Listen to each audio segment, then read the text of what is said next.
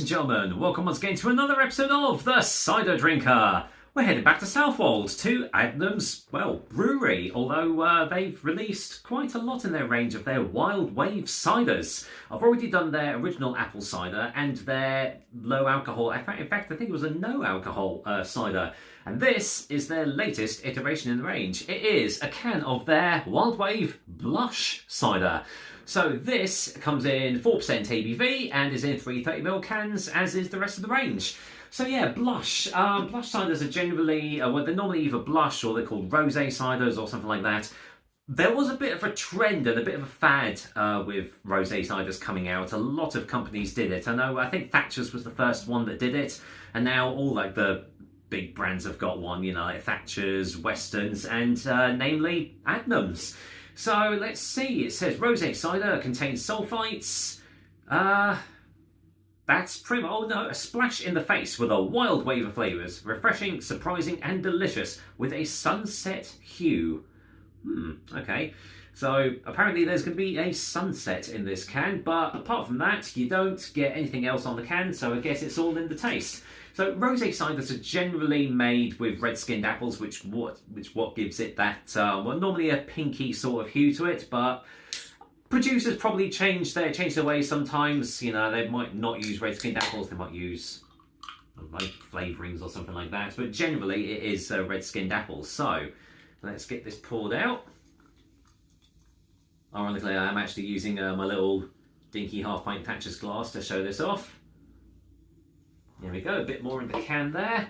So, right, well, the colour is, well, it's quite heavily carbonated actually, as you can see, and it kind of almost looks like a normal cider colour. It has got a nice golden, like a light golden colour to it, but there is definitely a slight pinky tinge to it. It's not as prevalent as, say, like Thatcher's or Westerns or anything like that, but there is definitely something there.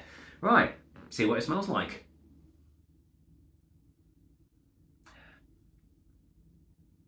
Okay, so there's, oh, just realised I can't see the can. Silly me. So there's a little bit of earthiness there. Sweet, slightly fruity, but it kind of smells like quite a typical cider, really. Quite a typical mass-produced cider. It reminds me a lot of one of the Western ciders that I had quite a while ago. It's got that sort of slightly dry apple aroma, but aside from that, not really a lot else. So, guess it's hopefully going to be in the taste. Let's find out. Cheers, everyone. Yeah, let's see if this one is worth picking up. Cheers.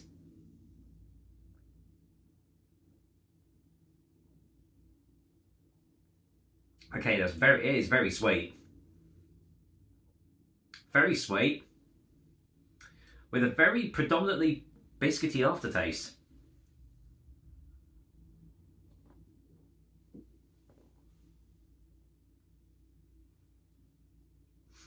There is a very subtle woodiness initially as well, which actually you don't normally find on the initial taste. It's normally, as it's going through in the finish, really predominantly biscuity aftertaste there, which I really like. I know I've said this in a couple of other videos and I've only just found this out. This is normally due to potentially mouse, although if you don't know what mouse is, look it up. It's apparently not supposed to be in a cider, but there we go.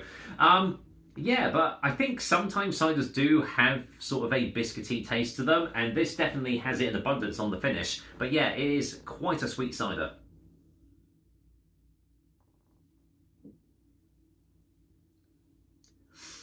Having said that, I mean, rosé ciders generally are on the sweeter side because red-skinned apples generally are sweeter in taste. Aside from that, though, it is quite a nice, easygoing cider. It's nicely full-bodied without being syrupy and thick. The flavours are there. I mean, the biscuitiness is definitely lingering on in the finish, and all the flavours that are there, they're nice, they're easygoing. There's nothing offensive, there's nothing overpowering, there's nothing too challenging either. So yeah, this is quite a nice, just quite a nice cider to have. I mean, I'd imagine a lot of people say this is more of like a summer, definitely a summer pint drink or something, but I mean, I just have ciders whenever I want, really. So, you know, it's Yeah, it does what it says to do. It doesn't, it doesn't set out to do anything like fantastic or anything like that. But what there is, it's quite nice. So let's get a final taste for a final verdict.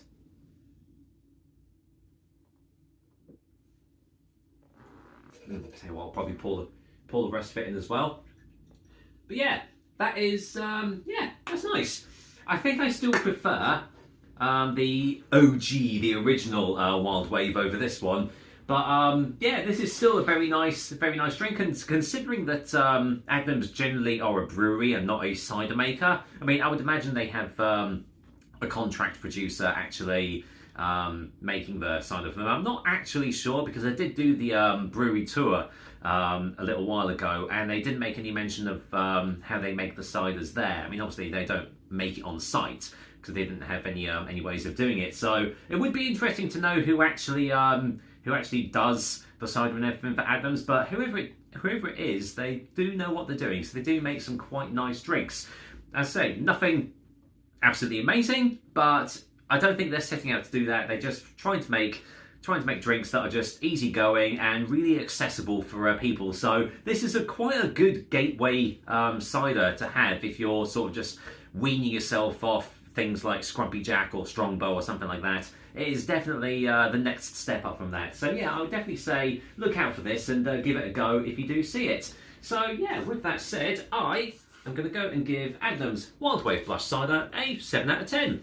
Yeah, as I said, it's I think I gave the OG Wild Wave an 8. I could be wrong there. I'll have to look back on my previous reviews. But yeah, as I've already said, nice enough cider, and I still say recommend you go out and have a look at this. I haven't seen it in any supermarkets at all. I would imagine you have to go to an actual Adnams shop in order to buy it. But if you do have one around your area, definitely have a pop in there and see if they've got it and get a few cans to enjoy, I guess. So yeah, there you go. That's another episode of the Cider Drink for you guys. I hope you liked it, and as usual, I'll be back with another delicious and tasty cider soon. Until then, well, the cold weather has definitely arrived. It's in the minuses, but that's still not going to stop me from having a very delicious cider. So whatever you're doing, I hope you're having a good one, and I'll see you soon. Cheers.